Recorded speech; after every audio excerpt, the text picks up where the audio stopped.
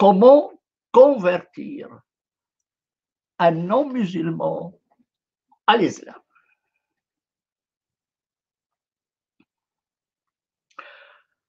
Pendant mes 29 ans de travail à l'Institut suisse de droit comparé, en tant que responsable du droit arabe et musulman, j'ai visité pratiquement tous les pays arabes pour acheter des ouvrages et pour nouer des contacts avec les facultés de droit et les centres de recherche.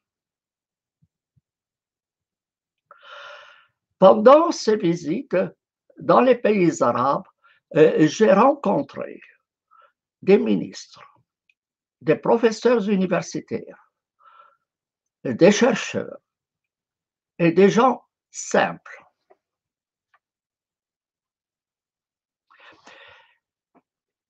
Chaque fois qu'un interlocuteur découvrait que j'étais chrétien, il essayait par tous les moyens à me convertir à l'islam.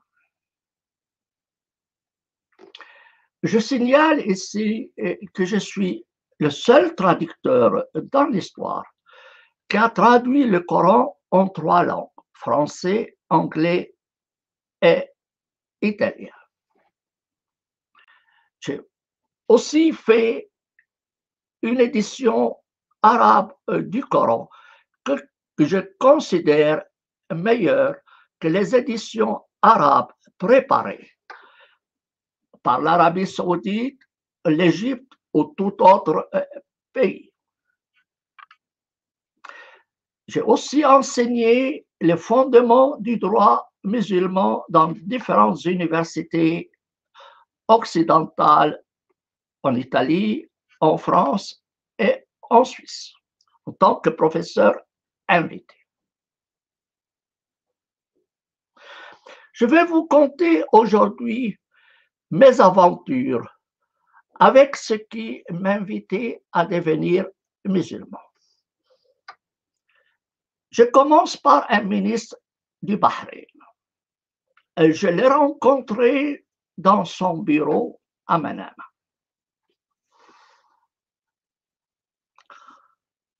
Il me dit, cher monsieur, je vais vous offrir un livre que vous n'avez pas. Merci beaucoup. De quel livre s'agit-il? Il me répond, le Coran. Je lui dis, cet ouvrage, je l'ai. Il me répond, mais vous ne l'avez pas lu alors. Je lui dis, je l'ai bien lu et je l'ai même traduit. Il rétorque, donc vous ne l'avez pas compris. Si vous l'aviez compris, vous seriez devenu musulman. J'aurais pu lui dire que plus j'approfondissais l'islam, plus je m'en éloignais. Mais j'ai voulu le laisser avec sa bonne conscience. Voilà donc un ministre du Bahreïn qui essaye de me convertir à l'islam en m'offrant le Coran. Une autre histoire se déroule à Riyad. Je vais visiter l'exposition des livres à Riyad pour acheter des livres. Un homme barbu m'aborde. Il me regarde et me dit, vous n'avez pas l'air saoudien. Je lui dis, effectivement, je ne suis pas saoudien. Et je suppose que vous n'êtes pas musulman. Je dis, c'est vrai, mon frère, je ne suis pas musulman. Le terme frère en arabe s'utilise fréquemment. Lorsqu'on s'adresse à un arabe, on lui dit mon frère arabe. Alors je lui dis, oui, c'est vrai, mon frère, je ne suis pas musulman. En entendant le terme frère, elle a sursauté. Non, messieurs, ne m'appelez pas frère. Vous n'êtes pas mon frère. Mon seul frère est le musulman. Bon, je dis, disons que vous êtes mon frère en tant qu'arabe, puisque vous êtes arabe comme moi.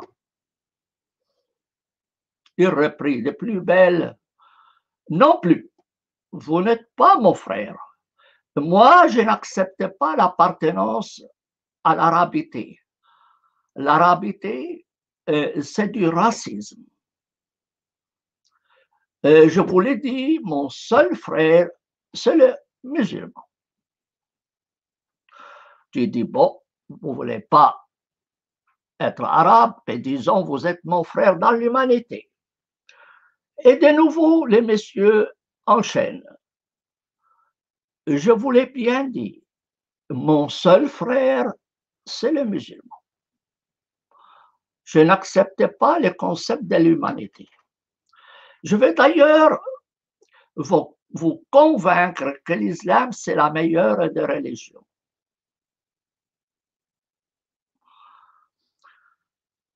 Les gens ont commencé à s'attrouper autour de nous. C'était l'exposition du livre. Imaginez la scène. Je lui dis, cher monsieur, je viens ici juste pour acheter des livres et pas pour discuter. Et je ne crois pas que ce soit le moment ou le lieu pour discuter des questions religieuses. Donc, je vous prie de me laisser tranquille. Non, je veux vous convaincre que l'islam, c'est la meilleure des religions. Je dis, soit, mais dans ce cas-là, achetez un billet d'avion, venez en Suisse. On discutera calmement concernant l'islam. Et si ce n'est ni le lieu, ni le moment. Le vendeur, le libraire, là, était gêné. Le libraire veut vendre des livres et pas débattre. Il s'approche de ce Saoudien, il lui dit, écoute, ce monsieur est un étranger. Il vient acheter des livres. Ça ne sert à rien de le tracasser. Et ainsi, il a pu me libérer de ce casse-pied. Bon, toujours à Riyad, je vais rencontrer le directeur d'une grande librairie qui s'appelle Dar el-Ma'arif. Voulait aussi acheter des livres chez lui. J'atterris dans sa librairie. Je le trouve entouré de plusieurs libraires libanais qui étaient venus déposer des ouvrages chez lui, des ouvrages qu'il n'avait pas pu vendre à l'exposition du livre.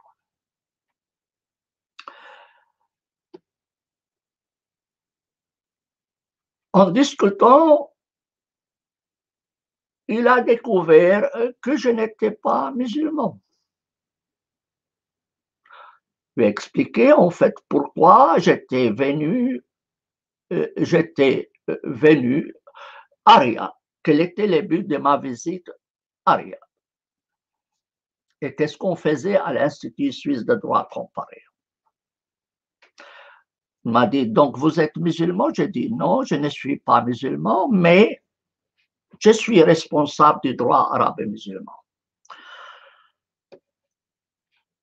Il me dit, devant les libraires libanais, vous permettez, monsieur, que je critique votre religion. Je lui dis, je n'ai aucun problème. Je n'ai aucun problème. Vous pouvez critiquer le christianisme, à condition que vous me permettiez de critiquer aussi l'islam. Je dois dire un mot en arabe à ceux qui me suivent et qui ne comprennent pas le français. شكرا للمتابعين. هذه حلقة بالفرنسية مترجمة لحلقة سابقة عنوانها كيف تدعو غير مسلم إلى الإسلام، فيمكنكم الرجوع لها. شكرا على وجودكم. Voilà, je leur dis donc qu'il s'agit d'une vidéo qui traduit une vidéo précédente sur le même thème en langue arabe et peuvent s'y référer. Donc, ce libraire saoudien, directeur de Dar el-Ma'arif, me dit: me permettez-vous de critiquer le christianisme? Je lui dis: mais je n'ai rien contre. Faites-le à condition que vous me permettiez que je critique aussi l'islam. Il me dit: non, critiquer l'islam, je ne vous le permets pas. Je dis: mais c'est quoi comme logique? Alors, vous permettez de critiquer ma religion et vous ne voulez pas que je critique votre religion? Eh bien, j'ai une solution pour vous. Si vous tenez à critiquer le christianisme sans que vous permettiez que je réponde à vos critiques et que je critique votre religion, c'est simple, vous allez aux toilettes, vous fermez bien la porte, vous parlez tout seul, vous videz votre sac, vous critiquez le christianisme comme vous voulez. Et quand vous avez terminé de vider votre sac, vous revenez et vous voilà tranquille. Choqué par mes propos, c'était un vieux monsieur très respectable, mais comme tous les musulmans, ils veulent à tout prix vous convertir à l'islam. Choqué par mes propos, il me dit: vous, les chrétiens d'Orient, vous avez les têtes dures. Je dis: et pourquoi avons-nous les têtes dures? Pourquoi dites-vous cela de nous? Il me dit: voyez-vous, messieurs, nous, quand un Américain vient chez nous, en 5 minutes, nous arrivons à le convaincre et à le convertir à l'islam. C'est vrai, vous arrivez à convaincre un Américain en 5 minutes et à le convertir à l'islam? Il dit: oui, vous, les chrétiens d'Orient, on ne sait pas comment se prendre avec vous. Je dis: mais c'est très bien. Si vous arrivez à convaincre un Américain en 5 minutes, eh bien, il faut remercier le ciel que vous avez trouvé des idiots, des gens plus idiots que vous. De nouveau, le vieux sursauta. Il ne s'attendait pas à de telles réponses, surtout face à ses invités libanais. Lui, il voulait faire le brave, voilà, mais convertir à l'islam, prouver à eux qu'il est zélé, eh bien, il reçoit des réponses plutôt sèches. Bien. Transférons-nous à Qatar.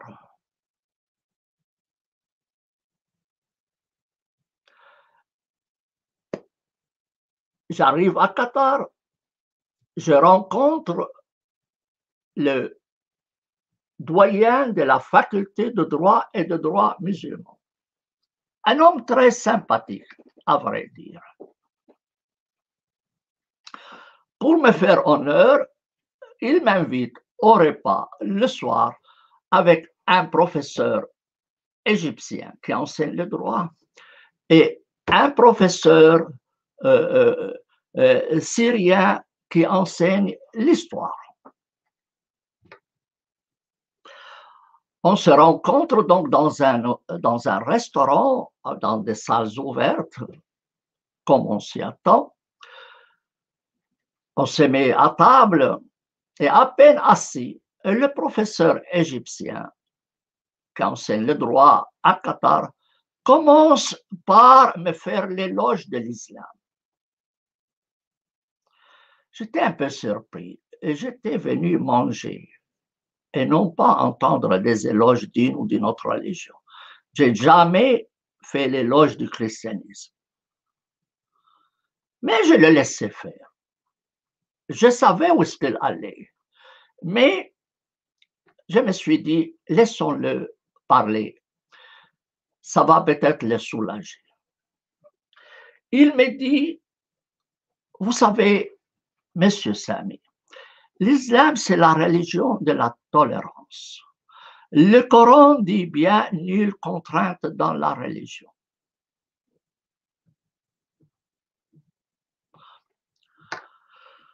Les États-Unis s'est inspiré de l'islam pour affirmer le principe de la liberté religieuse dans leur constitution. Je le laissais parler. Je le laissais parler. Je ne voulais pas le contredire. Et je voulais savoir jusqu'où il pouvait aller.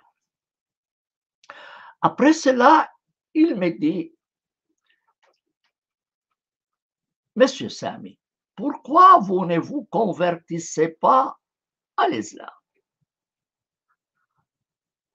C'était le but de toute sa discussion, en fait. Je lui dis, en tout cas, merci de vos propos et de votre invitation, mais tout simplement, j'ai quelques petits problèmes avec le concept de la révélation. Il m'écoute et me dit, problème avec la révélation? C'est quoi comme problème que vous avez avec la révélation? Je lui dis, vous voulez la vérité ou le mensonge? Il me dit, je veux la vérité.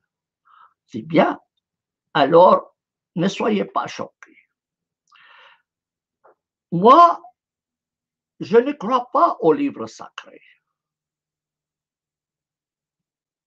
Et pour moi, la révélation n'est pas la parole de Dieu à l'homme, mais c'est la parole de l'homme sur Dieu. Il me regarde étonné. Quoi? Vous ne croyez ni à la Bible, ni à l'Évangile, ni au Coran? Je dis, vous avez bien compris. Je ne crois ni à l'un ni à l'autre. Pour moi, ce sont de simples ouvrages humains, écrits par des humains. Rien, Dieu n'a rien à faire avec ces livres. La révélation, ce n'est que la parole de l'homme sur Dieu. Je vous ajoute en plus que j'ai un problème avec la prophétie et les prophètes. Il me dit, c'est quoi ça encore? Expliquez-moi, quel problème avez-vous avec les prophètes? Je lui dis, c'est très simple, cher monsieur. Moi, je crois que je suis prophète. Il ouvre les yeux grands comme ça, il me dit, vous êtes prophète? Je lui dis, oui, je me considère prophète. C'était le comble. Vous, prophète? Je lui dis, ne vous fâchez pas, monsieur, vous aussi, vous êtes prophète. Moi, prophète? Eh bien non, je ne suis pas prophète. Ah non, je ne suis pas prophète, mais c'est quoi comme histoire que vous racontez? Vous êtes prophète. Le professeur Qatari le calme, il lui dit, calme-toi, cher professeur. Si tu ne veux pas devenir prophète, si tu ne veux pas être considéré comme prophète, c'est ton droit. Mais si ça plaît à Sami de se considérer comme prophète, eh bien, laissez-lui ce droit. Et le professeur égyptien réplique, Eh bien non. Chez nous, les musulmans, nous portons l'épée contre toute personne qui se déclare prophète après Mahomet.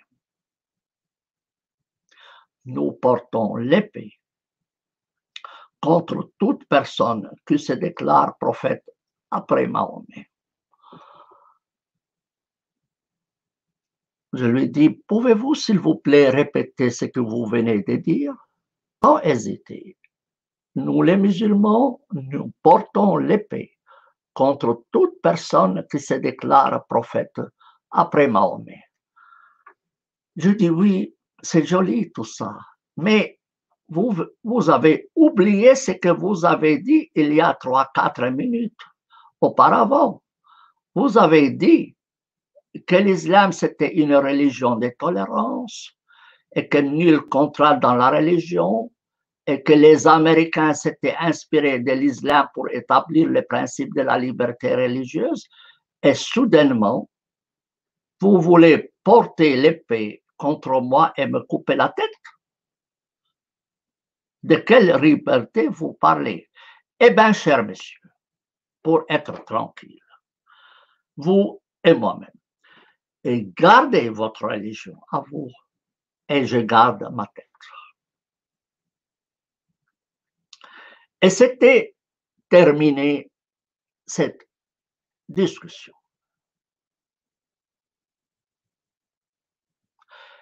Je vais vous rapporter un autre fait, mais cette fois du côté bouddhiste.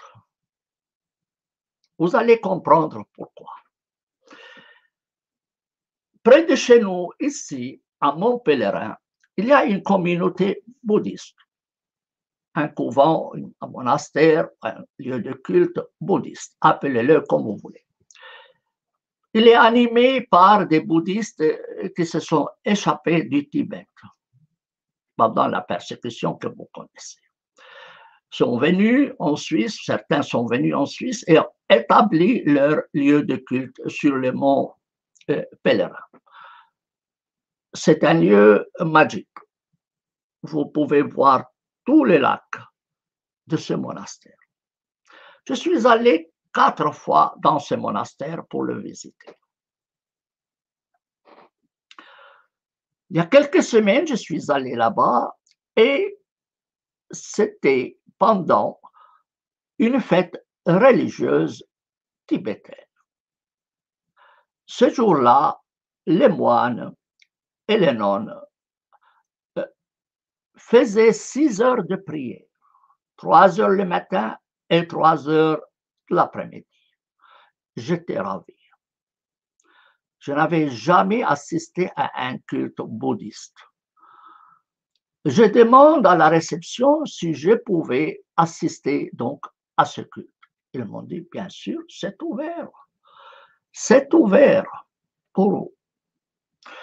Allez-y, aucun problème. Je leur demande, permettez-vous que je filme un petit peu? Ils m'ont dit, si vous ne dérangez personne, vous vous mettez dans un coin tranquille, filmez comme vous voulez. Et ça, c'est ce que j'ai fait. J'ai fait filmer pendant 1 heure. Et à midi, j'ai été partager le repas avec cette communauté religieuse. En effet, vous pouvez téléphoner à cette communauté le matin et vous leur dites, je voudrais manger chez vous. Comme ça, ils préparent le repas aussi pour vous. Vous payez un montant fixé par la communauté et vous assistez à leur vie monacale. Dans l'après-midi, je me suis aussi rendu à leur lieu de culte et j'ai continué un petit peu à filmer. Et je suis ensuite rentré. 3 jours après, j'ai amené un de mes parentés visiter ce lieu de culte, pensant que ça pouvait lui faire plaisir. Lui aussi, c'était la première fois qu'il visitait un lieu de culte bouddhiste. Nous y sommes arrivés, il n'y avait pas de lieu de culte comme les jours précédents. Les jours normaux, il prit une demi-heure le matin ou une heure le matin et autant le soir, et c'est tout. On a demandé à la réception si on pouvait discuter avec quelqu'un de la communauté. On voulait lui poser des questions sur la religion bouddhiste. Ils m'ont dit, mais bien sûr, on va vous trouver quelqu'un. Vous pouvez lui poser toutes les questions que vous voulez. Ils nous ont indiqué une dame qui parlait le français. C'est une Suissesse convertie au bouddhisme d'un certain âge, très aimable, rasée à zéro, et portant les habits de la nonne bouddhiste. Il nous a dit qu'elle était heureuse de pouvoir discuter avec nous, si nous le voulions, et a commencé, il va s'asseoir à côté de nous au repas. Et vous me dites qu'il n'y a pas de son. Et, et, et, et, et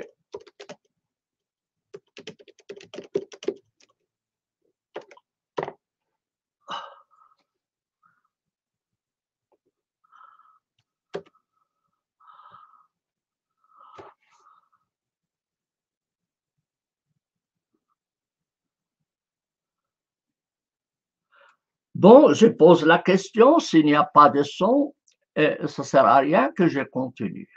J'attends la réaction des gens. Prière de me répondre.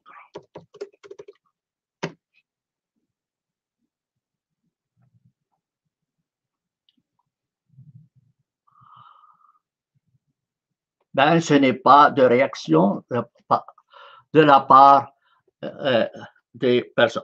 Je vais leur écrire en arabe.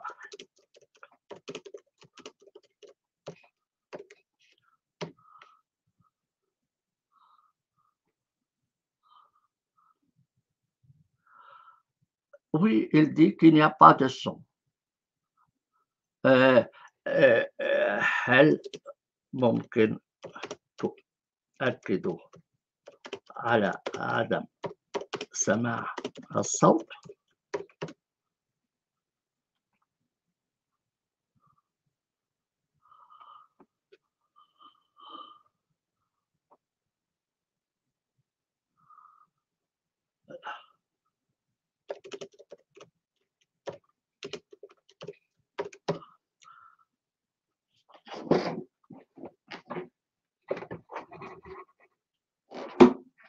Oui, alors j'attends la réaction. Alors, quelqu'un me dit que le son fonctionne très bien. Alors, je peux donc continuer. Probablement quelqu'un a un problème de connexion chez lui. Donc, cette nonne bouddhiste nous dit qu'elle répondait volontiers à nos questions. Au repas, elle s'est jointe à nous. On commençait à discuter. Et après le repas, on a poursuivi la discussion pendant 4 heures. On lui a posé toutes les questions possibles et imaginables. Toutes les questions possibles et imaginables.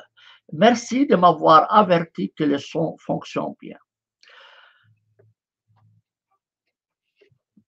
Pendant la discussion, j'ai dit à la nonne qu'il y a quelque chose qui me surprenait. Il me dit, c'est quoi? Je lui dis, je suis venu il y a quelques jours dans ce couvent. Je suppose que vous m'avez vu. C'est vrai, je vous ai vu et vous avez filmé. Qu'est-ce que vous étonne? Eh bien, je ne vous ai jamais entendu m'inviter à devenir bouddhiste. Il me regarde et dit, et pourquoi je dois vous inviter à devenir bouddhiste? Je dis oui, parce que chaque fois que je parle avec un musulman, chaque fois que je parle avec un musulman, il commence par me prêcher sa religion pour me convertir à l'islam. Elle était étonnée. Vous, les bouddhistes, vous ne faites pas de prosélytisme, vous ne prêchez pas votre religion. Il me dit, mais pourquoi faut-il le faire? Ce n'est pas dans notre tradition, ce n'est pas notre travail.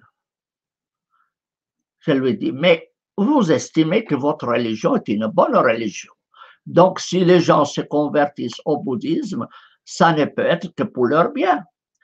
Donc, vous devriez généralement inviter les gens à devenir bouddhistes. Je suis venu ici il y a quelques jours et aujourd'hui et auparavant 2 fois, je vous ai jamais entendu dire des éloges du bouddhisme ou des appels à me convertir au bouddhisme. Elle me répond, ce n'est pas dans notre coutume. Nous ne pratiquons pas le prosélytisme. L'unique chose que nous pouvons faire, c'est que lorsque quelqu'un nous pose des questions, nous y répondons. C'est tout. Nous ne cherchons pas à ce que les gens entrent dans notre communauté. Si quelqu'un veut entrer, qu'il entre. Celui qui ne veut pas entrer, qu'il n'entre pas. Nous n'appelons personne au bouddhisme. Pendant ce bref séjour chez les bouddhistes, donc c'est pas 2 passages chez les bouddhistes, je rencontre quelqu'un habillé un peu comme à l'oriental, avait l'air d'un moine. Je l'aborde, je lui dis, vous parlez le français? Il me dit, je ne parle que le français. Je dis, ah bon? Bien, puis-je vous poser des questions?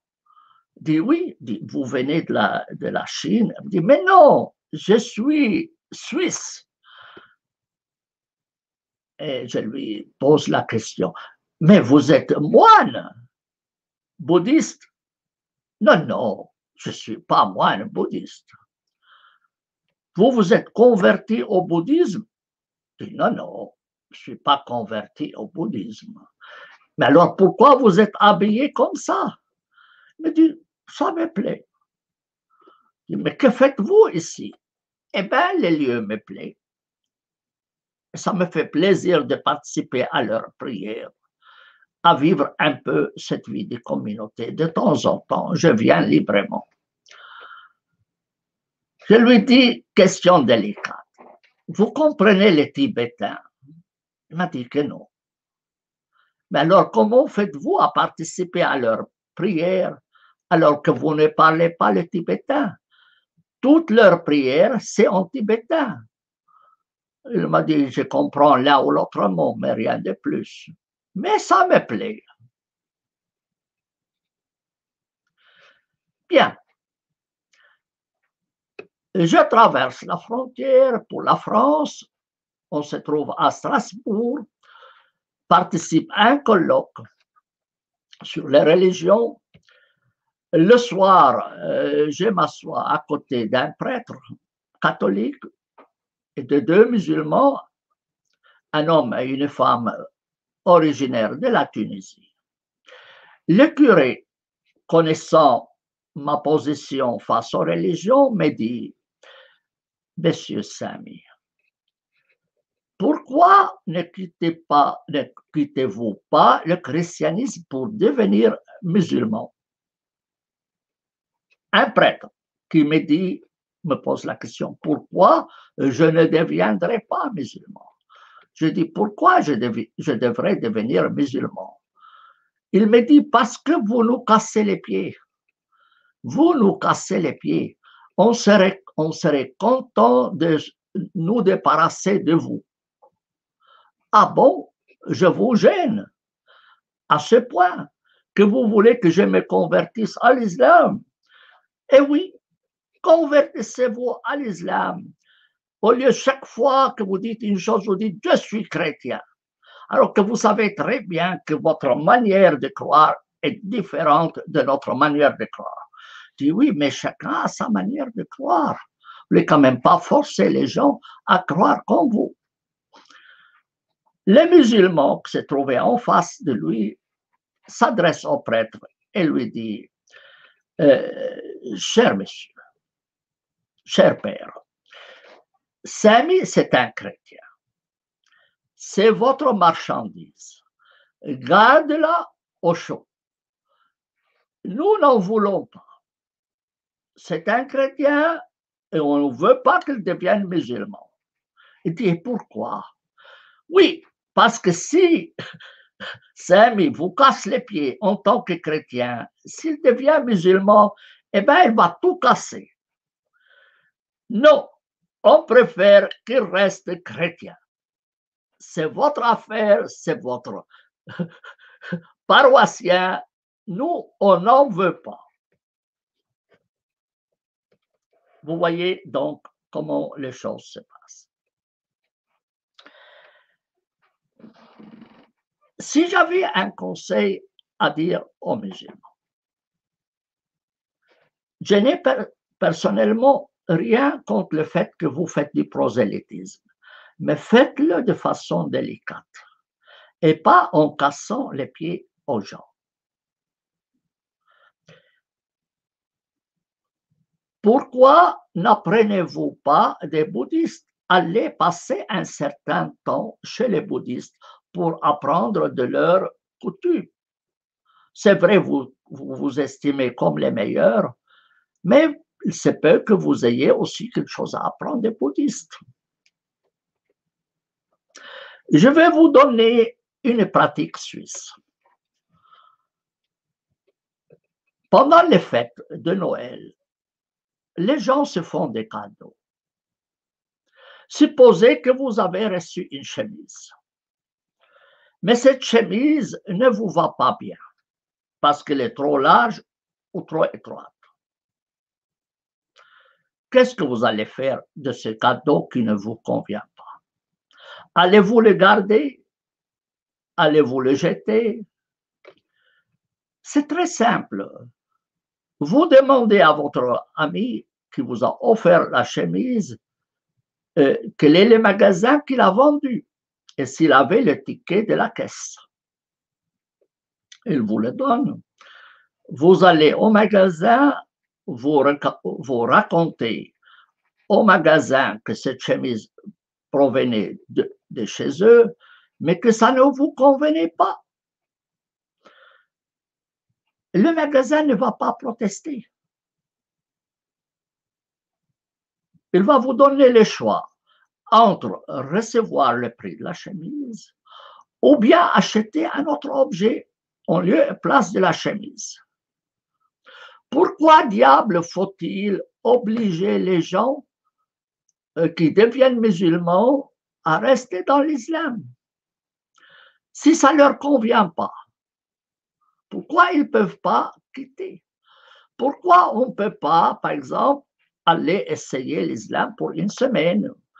Puis si ça ne nous convient pas, eh bien, on va choisir une autre religion. Et ainsi de suite. Les musulmans disent non, non, non, celui qui tombe dans le miel doit rester dans le miel. Oui, mais ça ne me convient plus. J'ai commis une erreur. Je ne savais pas que l'islam était comme ça. Et je voudrais bien essayer ailleurs. Ah non, non, non, non, non. Celui qui entre l'islam et quitte, on lui coupe la tête. Ce n'est pas une manière d'inviter les gens à l'islam. Cela ne fait que détester la religion à ces gens-là. Je ne suis pas nécessairement en faveur de la conversion à l'islam. D'ailleurs, je n'ai jamais prêché le christianisme. Jamais. Chacun est libre. Mon but, c'est quoi? C'est que dans les comportements humains, on suit une certaine étiquette de, de convenance. Contraindre quelqu'un à devenir musulman ou lui casser les pieds à chaque fois, cela ne fait que détester, faire détester votre religion. D'expérience, il y a quelqu'un qui vient chaque fois que j'ouvre la vidéo pour faire un enregistrement, il commence à me prêcher l'islam, à me dire que je suis devenu vieux, que je mourrai bientôt et que je finirai en enfer et que la meilleure des choses que je peux faire est de devenir musulman. Mais c'est à chaque coup. La première fois, vous dites, bon, c'est une âme charitable, laissons-le tranquille. Quoi. Et puis il vous affirme que vous ne connaissez rien de l'islam. Comment vous savez que je ne connais rien de l'islam? Probablement, je connais mieux que lui, son père, son grand-père et 99% des musulmans. Et plus je connais l'islam, plus je m'en éloigne. Mais rien à faire, cette personne me casse les pieds chaque fois que j'ouvre la vidéo pour faire un enregistrement. À la fin, je lui dis, mais mon cher monsieur, vous êtes plus lourdeau que le cochon. Fichez-moi la paix, arrêtez de me casser les pieds. Je répète, j'ai rien contre le fait que les musulmans prêchent leur religion. Mais il est inutile de casser les pieds aux gens. Allez passer une semaine chez les bouddhistes et apprenez de leur manière délicate. Jamais un bouddhiste ne vous invitera à devenir bouddhiste. Et moi-même, je n'ai jamais invité quelqu'un à devenir chrétien. J'estime que c'est une affaire personnelle. Bon, je ne veux pas prolonger cette vidéo. Ceux qui veulent comprendre l'ont compris. Ceux qui ne veulent pas comprendre, ils ne le comprendront jamais.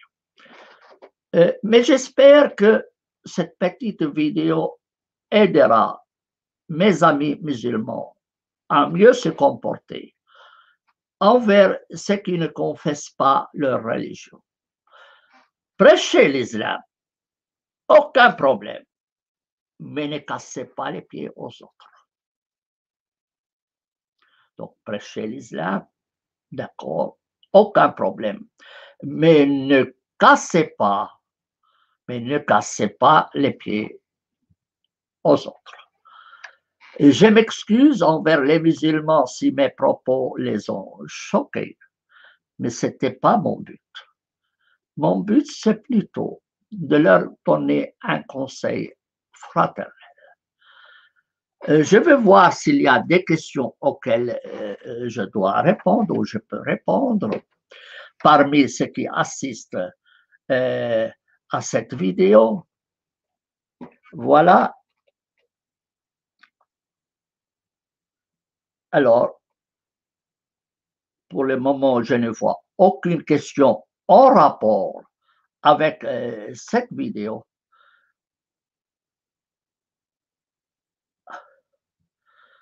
Oui, voilà encore un qui me dit, Monsieur Sami, j'ai une question.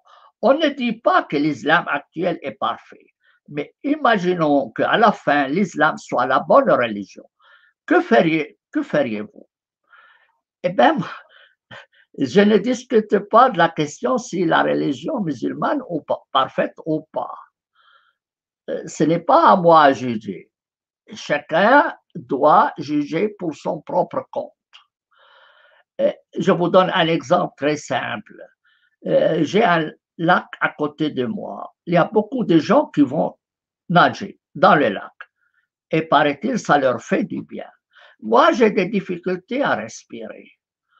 Je ne peux pas aller au lac nager, autrement je me noie. Je ne force pas les autres non plus à nager. Je ne leur dis pas, écoutez, allez, il faut que vous nagiez parce que nager dans les lacs, ça ne peut que vous faire du bien. Et c'est très bien. Regardez tout ce monde. Il y a 1,5 milliard qui nagent dans les lacs. Pourquoi vous nageriez pas dans les lacs? Ça fera du bien à votre santé. Et on commence à me casser les pieds. Quel est le but de tout cela? Ça n'a pas de sens. Ma chemise ne convient pas nécessairement à tout le monde. Et votre chemise ne convient pas nécessairement à moi. Chacun doit faire sa propre expérience. Alors, si je trouverais que l'islam est meilleur ou autre, ce moment-là, je saurais comment répondre. Mais pour le moment, plus j'approfondis l'islam, plus je m'en éloigne. Et je vous signale à cet égard que j'ai publié 70 ouvrages en plusieurs langues. J'ai traduit le Coran en 3 langues. Et j'ai publié une édition parfaite, meilleure que les éditions des pays arabes, édition du Coran. Donc, je suppose que si je n'entre pas l'islam, c'est pour une raison qui me convient, mentalement. Maintenant, si vous vous plaisez dans l'islam, tant mieux pour vous. Mais tant mieux pour vous. Ce n'est pas mon problème, c'est votre problème. Profitez-en, mais surtout ne cassez pas les pieds aux autres. C'est tout ce que je souhaite transmettre comme message. Je ne suis pas là à dire que l'islam est bon ou mauvais, le christianisme bon ou mauvais, le judaïsme bon ou mauvais. Non, je dis il faut prêcher ses convictions, mais de façon convenable. C'est tout ce que je cherche. Pour moi, l'islam n'est pas fait pour moi. C'est clair. Si on me donne des montagnes en or, je ne deviendrai pas musulman. Mais c'est mon choix. Et si vous êtes content dans votre religion, c'est votre choix. Et je ne viendrai jamais vous dire, écoutez, pourquoi vous ne devenez pas chrétien? Après tout, la majorité des humains sont des chrétiens, tout ce que vous voulez, notre évangile est meilleur que le Coran et tout ça. Donc, devenez chrétien et je commence à vous casser les pieds. Vous allez dire la même chose. Monsieur Aldeb, le christianisme vous convient? Très bien, restez-y. Mais fichez-nous la paix, une fois pour toutes. Ne nous cassez pas les pieds. On vous a bien compris, pas la ligne. Bien, écoutez, cette vidéo est à votre disposition. Faites-en ce que vous aimez. Et mettez vos commentaires et vos questions. J'essaierai d'y répondre. Abonnez-vous à cette chaîne. Cliquez sur la cloche pour que vous receviez des avertissements pour les prochaines vidéos. Et sur ce, je vous souhaite une bonne journée et merci pour ceux qui ont écouté ou écouteront cette vidéo. Distribuez-la à tout le monde. Et petite remarque, j'ai publié 70 ouvrages. Tous les livres arabes sont mis à disposition gratuitement pour la bonne cause. Mais on peut tous les commander auprès d'Amazon. Vous trouverez le lien sous cette chaîne et je vous la mettrai immédiatement après la fin de cette vidéo. Vous pouvez acheter ces ouvrages pour me soutenir, mais en ce qui concerne les ouvrages arabes, il n'est pas besoin de les acheter, bien que ça me ferait aussi plaisir, mais profitez-en. C'est tout. Je vous souhaite une bonne journée. Au revoir.